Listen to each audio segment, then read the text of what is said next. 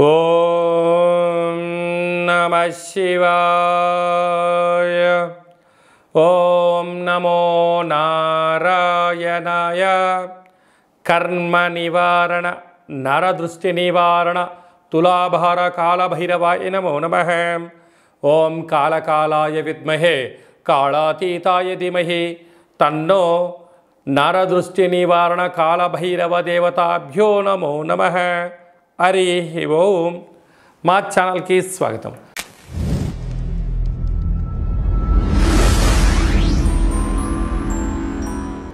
చూస్తున్న వీక్షకులకు ప్రేక్షకులకు ప్రియ కాళభైరవ భగవద్బంధులకి స్వాగతం పలుకుతూ మమ్మల్ని ఎంతగానో ఆదరిస్తూ ఉండబడినటువంటి ప్రియ సోదర సోదరీమణులకు, జ్యోతిష్య అభిమానులకు, సనాతన ధర్మ సంరక్షకులకు అందరికీ కూడా ఆదివారం అమావాస్య, అందులో అరుదైనటువంటి పుష్యమీ నక్షత్రంతో కూడుకున్నటువంటి అమావాస్య, ఆషాఢ మాసంలో అమావాస్య అవ్వడం వలన చాలా అరుదుగా కొన్ని సంవత్సరాల తర్వాత వచ్చేటువంటి అమావాస్య కావడం వలన ఈ అమావాస్య రోజు మనం ఎలాంటి విధులను పాటించాలి, అతీంద్రియమైనటువంటి అమావాస్య శక్తిని మనం ఎలా పొందాలో ఈ వీడియోలో సవివరంగా సంపూర్ణంగా తెలుసుకుందాం.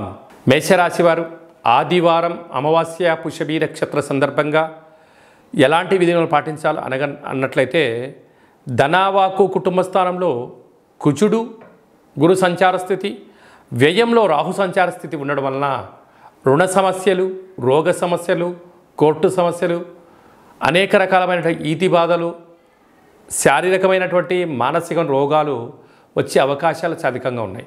వ్యయంలో రాహు కారణం చేత శత్రు అభివృద్ధి చెందడం, అనవసరమైన ఖర్చులు అంటే పోలీస్ స్టేషన్లని, వ్యాధులని, ప్రమాదాలని పొంచి ఉన్నాయి. కనుక ఇలాంటి కాల సమయంలో మనము రావి చెట్టు చుట్టూ ప్రదక్షిణ చేయడం, తెల్ల జిల్లెడి యొక్క వృక్షం దగ్గర దీపం పెట్టడం, వీలైతే బహిర్ ప్రాంతాలలో ఒక తెల్ల జిల్లెడి యొక్క వృక్షాన్ని మీరు పెంచుకున్నట్లయితే అద్భుతమైన యోగం మీ సొంతం అవుతుందని చెప్పి గమనించాలి. ఆదివారం అమావాస్య, అందులో విశేషమైనటువంటిది ఆషాఢ మాసంలో అమావాస్య, పుష్యమీ నక్షత్రంతో కూడుకున్నటువంటి అమావాస్య. కనుక ఆదివారం అమావాస్య వస్తేనే యోగులకు, సాధకులకు సాధన చేసి అంతరిక్షంలో ఉండబడినటువంటి సకల శక్తిని సంపాదించి నరదృష్టిని, శత్రు ప్రభావాలు తొలగించడం కోసం వ్యాపార ఆకర్షణ, విద్యాకర్షణ, ఉద్యోగాకర్షణ, సకల ఆకర్షణ శక్తి ఎలా పొందాలో ఆ రోజు మనం చేస్తున్న చిన్న సాధన, చిన్న సూర్య నమస్కారం, తులసి కోటలో నీళ్ళు, పితృదేవతలకు అంటే గతించినటువంటి వారికి ఒక ముద్దను వారికి ఏర్పాటు చేయడం, తర్పణం వదిలిపెట్టుకోవడం, గోమాతకు ఆహారం ఏర్పాటు చేయడం, అలాగే చిన్న చిన్న విధి విధానం వలన అద్భుతమైన శక్తి కలుగుతుందని చెప్పి మనం గమనించాలి. ఆదివారం అమావాస్య, అందులో ఈసారి పుష్యమీ నక్షత్రంతో కూడుకున్న అమావాస్య అవ్వడం వల్ల రవి పుషార్క యోగము, అర్కము అనగా తెల్ల జిల్లేడు యొక్క వృక్షము ఆదివారం రోజు పుష్యమీ నక్షత్రం రోజు రావడం వలన మనం తెల్ల జిల్లేడు వృక్షం దగ్గర దీపం పెట్టడం, శక్తి కలిగితే, ఓపిక కలిగితే ఆ వేరును తీసుకొచ్చి తెచ్చి సింధూరం పూసి ఇంట్లో పెట్టుకోవడం వలన మనకు భావితరాల 7 తరాల వారికి అద్భుతమైన యోగం కలుగుతుందని చెప్పి మనం గమనించగలగాలి. కనుక ఈ ఆదివారం అమావాస్య రోజున సూర్యోదయపు మునుపూర్వమే నిద్రలేచి ఇంటినల్లా చక్కగా శుద్ధి పెట్టుకొని, ఇంటికి వీలైతే మామిడాకులు, కొబ్బరాకులు కట్టుకొని సూర్యోదయం రాగానే సూర్యుడికి నమస్కారం చేసుకొని సూర్యభగవానికి అర్ఘ్యం వదిలిపెట్టి ఒక రావ్యాకులో చక్కెర పొంగలి పాయసం వండి సూర్యభగవానికి నైవేద్యం పెట్టడం వలన అద్భుతమైన ఆయురారోగ్య శక్తి అని చెప్పి గమనించాలి. అలాగనే ఇంటికి, వాహనాలకు, ఫ్యాక్టరీలకు, కర్మాగారాలకు ఒక ఎర్రటి గుమ్మడికాయను దిష్టి తీసి పగలగొట్టడం, బూడిది గుమ్మడికాయను పూజించి కట్టుకోవడం, ఇంట్లో లేక ఫ్యాక్టరీలో 8 వైపులా నిమ్మకాయల్ని కట్ చేసి పసుపు కుంకుమ అద్ది పెట్టడం, ఇంటి మధ్యలో ఒక చారెడు ఉప్పును పోసి గాజు గ్లాసులో పెట్టి అందులో నీళ్లు పోసి ఆ ఉప్పు కరిగిన తర్వాత ఈ నీటిని ఇంట్లో ప్రోక్షణ చేసి బయట చల్లడం వలన నరదృష్టి, శత్రు ప్రభావాలు తొలగిపోతాయని చెప్పి గమనించాలి.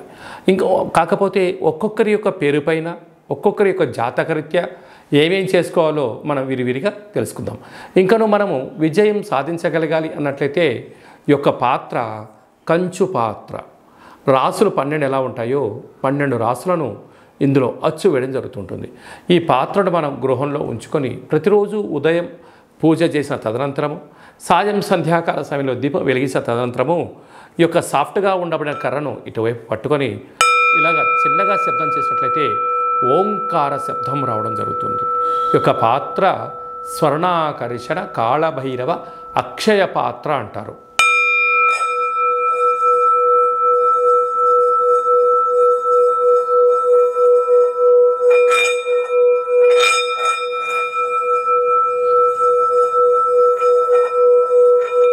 ఇలా శబ్ద తరంగాలను సృష్టించడం వలన మనిషి శరీరంలో చక్రాలు వికసింపచేయడం, గృహంలో ఉండబడినటువంటి జ్యేష్ఠాదేవి బయటికి వెళ్ళడం, బయట సంచరిస్తూ ఉండబడినటువంటి లక్ష్మీదేవి గళ్ళు గళ్ళు మన ఇంటికి రావడం, అన్నింటా ఆకర్షణ శక్తి కలుగుతుందని చెప్పి గమనించాలి.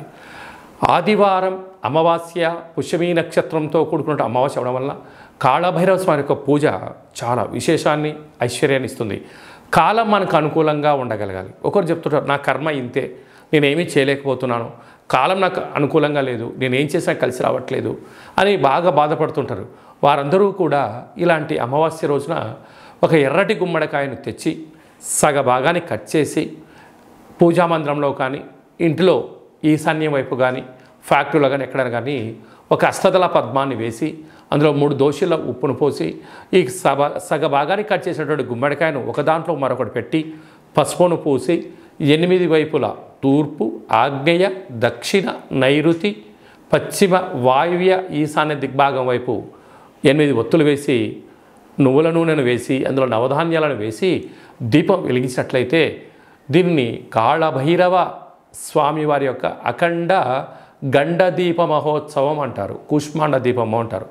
అలా వెలిగించిన తర్వాత మరుసటి రోజు వీటిని తీసుకుని వెళ్ళి ప్రవహించే నీటిలో వేయడం వలన ఇంట్లో ఉండబడినటువంటి నరదృష్టి, తంత్ర ప్రభావాలు, తాంత్రిక ప్రభావాలు తొలగిపోయి మనం అనుకుంటున్న అద్భుతమైన విజయం మన సొంతం అవుతుందని చెప్పి గమనించాలి. అలాగనే మీ వ్యక్తిగత జాతకం తెలుసుకోవాలనుకుంటున్నారా? మీ యొక్క పేరు, పుట్టినటువంటి తేదీ, నెల, సంవత్సరం, సమయం వ్రాసి పంపించినట్లయితే మీ యొక్క సంపూర్ణమైన జాతకాన్ని రాసి 100 సంవత్సరాల జాతకం రాసి పంపించి మీరు పుట్టినప్పుడు గ్రహ గమనాలు ఎలా ఉన్నాయి, ప్రస్తుతం ఎలా ఉంటున్నాయి, రాబోయే కాలం ఎలా ఉండబోతున్నాయో సవివరంగా సంపూర్ణంగా తెలియచేయడం జరుగుతుంది. అలాగే చాలామందికి డేటా ఆఫ్ బర్త్లో లేనటువంటి వారికి మీ పేరు యొక్క మొదటి అక్షరాన్ని అనుసరిస్తూ రాశిని తెలియచేస్తూ గ్రహ గమనాలు గ్రహచార రీత్యా ఎలా ఉన్నాయో తెలియచేస్తూ రమణ శాస్త్రం ద్వారా అనగా గవళ ద్వారా భూత భవిష్యత్ వర్తమానాన్ని కాళభైరవ ఉపాసన చేత తెలియజేయడం జరుగుతుంటుంది. అలాగనే మీ అబ్బాయికి కానీ అమ్మాయికి కానీ వివాహం కావడం లేదా, జాతకంలో ఎలాంటి యోగాలు ఉన్నాయి, ఎలాంటి దోషాలు ఉన్నాయి, ఎలాంటి వధువు వరుడిని వివాహం చేసుకుంటే వీరికి అద్భుతమైన యోగం కలుగుతుందో తెలియచేయడం జరుగుతుంటుంది. అలాగా వివాహ పొంతన చూడడం మన యొక్క దేవాలయంలో ప్రత్యేకత. గతంలో వివాహం చేసుకున్న దంపతులు తరచుగా గొడవపడడం, విడిపోవడం, పోలీస్ స్టేషన్లు అనడం, కోర్టు సమస్యలతో బాధపడుతున్నారా?